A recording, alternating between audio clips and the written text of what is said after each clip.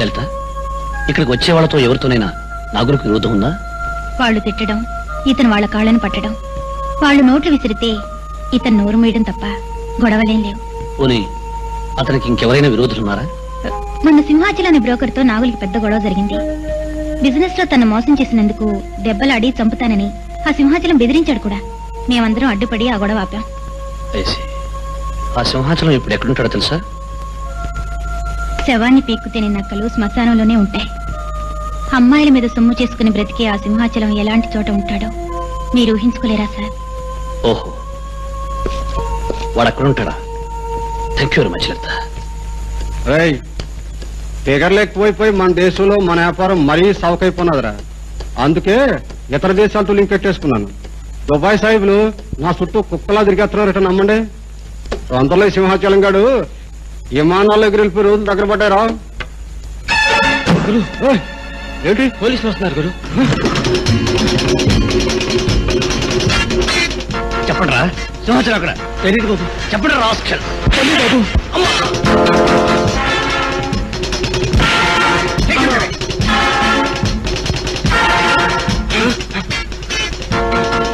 సింహాచలం తెలియదు బాబు. నాకు తెలియదు. చెప్పండి. తెలియదు బాబు.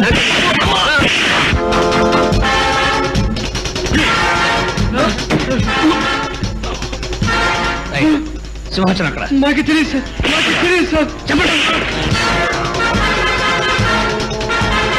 Bhajan Lal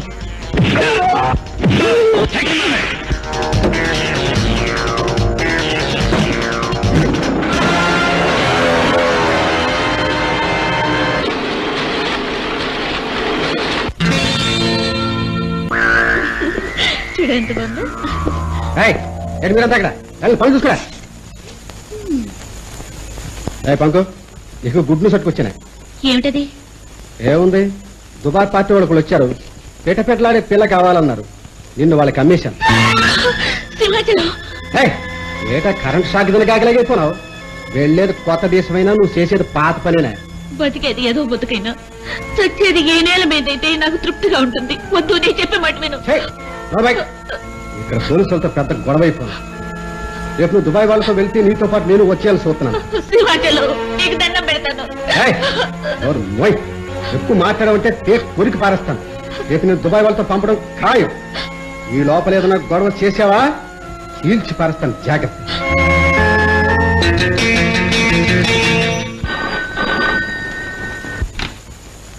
hello, inspector Vijay speaking. Inspector గారా, నా పేరు పంకజం అండి. నేను చాలా ప్రమాదంలో ఉన్నాను, నన్ను కాపాడండి సార్. విషయం ఏమిటో, నీకు వచ్చిన ప్రమాదం ఏమిటో వివరంగా చెప్పు. మీరు వెతుకుతున్న సింహాచలం అనేవాడు రేపు నన్ను దుబాయ్ కమ్మేస్తున్నాడు. ఐసీ. వాడు ఇప్పుడు అక్కడ ఉన్నాడా? లేడు. సాయంకాలం ఇక్కడ డాన్స్ ప్రోగ్రాం ఉందండి, తప్పకుండా వస్తాడు. మీరు మారువేషంలో వస్తే వాడిని పట్టుకోవచ్చు.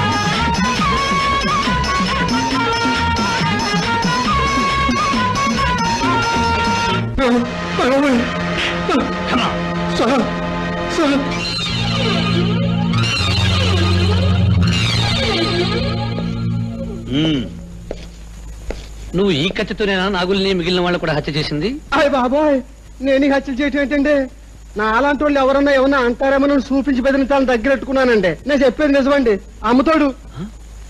నీకు అమ్మ కూడా ఉందా? అదేటండి, చాలా తమాషాగా మాట్లాడుతున్నారా? లోకంలో ప్రతి ఒక్కరికి అమ్మ అనేది ఉంటదండి, బాబెవరో తెలియకపోయినా. అలాగే నాకు అమ్మ ఉందండి. అమ్మ అనే ఆడదాని కడుపున పుట్టి ఆడదాన్ని నమ్ముకుని బతికే నువ్వు మనిషివా? ఏం చేయమంటారు సార్, లోకంలో అన్ని బాధల కంటే ఆకలి బాధ తట్టుకోలేను సార్. దానికోసం ఏదో తప్పనిసరి. తప్పుడు విధవా, అమాయకమైన ఆడవాళ్ళని మాయ మాటలు చెప్పి తీసుకొచ్చి ఈ వ్యాపారంలోకి దింపి ఆకలి గురించి మాట్లాడుతున్నావురా? కత్తరకొట్ట, ఇన్స్పెక్టర్ బాబు ఏదో మాట్లాడుతూ ఊరుకున్నాను కానీ నోటుకొచ్చిన నువ్వు పేలావంటే ఏం చేస్తావరా? ఇంకా మా బతుకుల్ని నువ్వే నాశనం చేయగలవు. మనిషి పుట్టుకు పుట్టినందుకు ఆడదాన్ని కనీసంగానైనా గౌరవించడం నేర్చుకోరా? ఊరుకోండి సార్, ఎవరికి పడితే వాళ్ళు గుళ్ళం ముక్కలేదంటే బజార్ వాళ్ళు గౌరవించండి sir.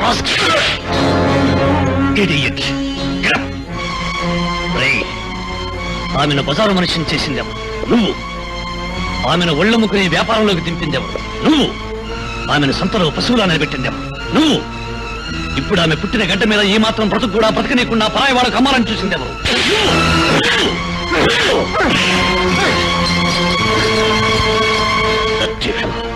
I'll make you pieces. చూడమ్మా, ఈ సింహాచలం కూడా నీకు తప్పిపోయినట్టే. ఇక నుంచి నువ్వేం చేయదలుచుకున్నావు? ఇప్పుడు ఎక్కడికి వెళ్ళదలుచుకున్నావు? ఈ బురదగుంట నుంచి, ఆ బజారు బ్రతుకు నుంచి ఎక్కడికో దూరంగా పోతాను సార్. కూలీనాలు చేసుకుని గంజినీళ్లు తాగుతూ విశాలమైన ఈ లోకంలో ఏ మారుమూలో బ్రతుకుతాను. మీరు చేసిన సహాయానికి మీ మేలు మర్చిపోలేను. వస్తాను సార్. వెళ్ళమ్మా.